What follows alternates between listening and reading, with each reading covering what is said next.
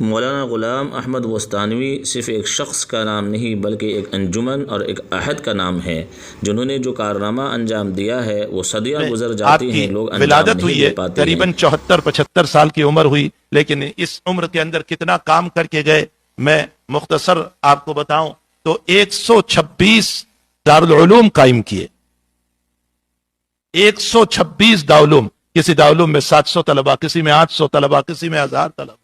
اس میں 28 تو بچیوں کے دارالعلوم ہیں جس میں صرف بچیاں پڑھتی ہے۔ اور حضرت ہمیشہ کہتے تھے مجھے عالمہ نہیں بنانا ہے، مجھے مومنہ بنانا ہے، اس لیے کہ مومنہ بنے گی تو سوسائٹی بنے گی، اور عالمہ میں بہت سی مرتبہ مسائل کو بتا کر کہ سوسائٹی بگڑ جاتی۔ فرمایا مجھے مومنہ بنانا ہے، اسی لیے مومنہ کورس آپ کا مستقل چلتا تھا، 28 بنات کے مدرسے اور باقی سب بنین کے اور بچوں کے مدرسے۔ اس کے علاوہ آپ نے 2400 مکاتب قائم فرمائے، 2400، یعنی کوئی معمولی چیز نہیں ہے کہ 2400 مکاتب، اور اس کے ساتھ ساتھ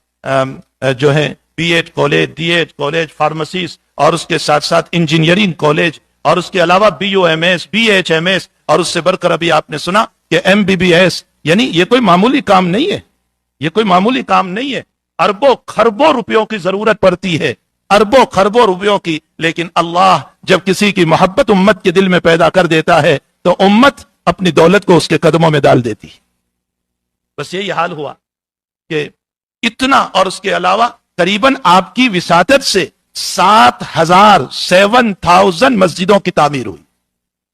ایک دو نہیں، 7,000 مسجدوں کی تعمیر،